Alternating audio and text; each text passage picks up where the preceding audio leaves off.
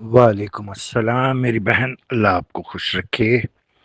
मेरे ज़राए के मुताबिक 15 अगस्त के बाद से लेकर 25-30 अगस्त के दरमियान कुछ मुतासिरीन को रिमेनिंग 60% मिलने का इम्कान है। अब ज़राए गलत भी हो सकते हैं, सही भी हो सकते हैं।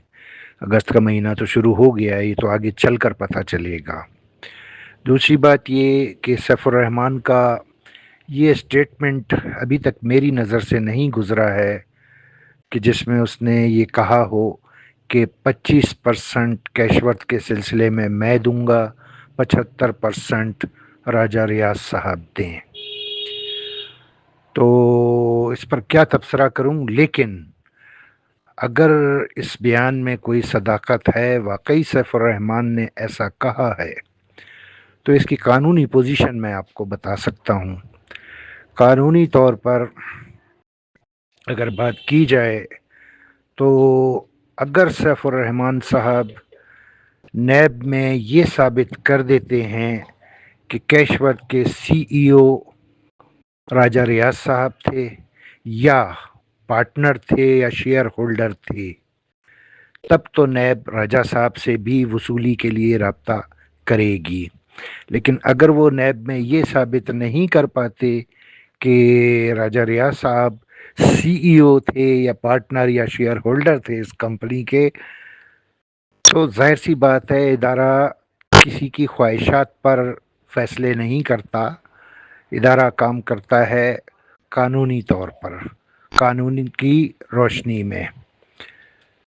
और अगर सैफुर रहमान साहब ने ये बयान इसलिए दिया है कि राजा साहब कैशवर्थ से प्रॉफिट या मुनाफा काफ़ी हासिल कर चुके थे, तब भी इस बयान की कानूनी तौर पर कोई वैल्यू नहीं है। इसलिए कि कौन नहीं जानता कि कैशवर्थ में टॉप 10 बड़े इम्पोर्टेंट थे, सारे मुतासरीन जानते हैं। बल्कि टॉप 10 में बाज़ जो इनके नेटवर्कर थे कैशवर्थ के, वो इतने पावरफुल थे कि उन्होंने राजा साहब को ही मुअत्तल कर दिया था, याद होगा आपको। तो ज़ाहिर है अगर सैफुर रहमान साहब के स्टेटमेंट को दुरुस्त मान लिया जाए तो फिर क्या नैब उनसे पैसे नहीं लेगी, जैसे कि मलिक नवीद साहब हैं, डॉक्टर असगर हैं, हाकिम खान नियाजी हैं और दीगर अहबाब हैं जो टॉप 10 में शुमार होते थे और जिन्होंने राजा साहब को मुअत्तल कर दिया था कैशवर्थ से। तो जज्बाती तौर पर इस किस्म के बयानात मुतवक्को होते हैं, ये कोई नई बात नहीं है। लेकिन बहरहाल इदारा कानून को देखता है, लोगों की ख्वाहिशात को नहीं देखता। और सीईओ से ही इदारा कंसर्न रखता है और सीईओ ही उसका ज़िम्मेदार होता है पेमेंट वापसी का। अभी रिसेंटली नैब की जो पेशियां भुगताई हैं, आप खुद भी उसमें गई थी, तो आपने देखा नहीं कि मौसूफ़ा मोहतरमा जज साहिबा ने क्या रिमार्क्स दिए थे। वो भी मंजर आम पर आए हैं प्रॉपर्टीज़ के सिलसिले में।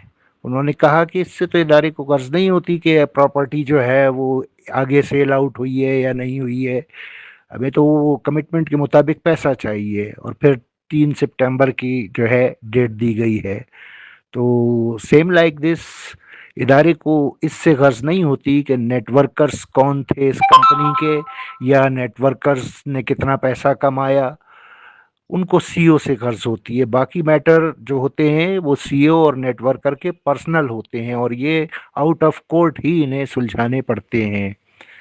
तो ये इसकी कानूनी पोजीशन है, बाकी अल्लाह बेहतर जानता है।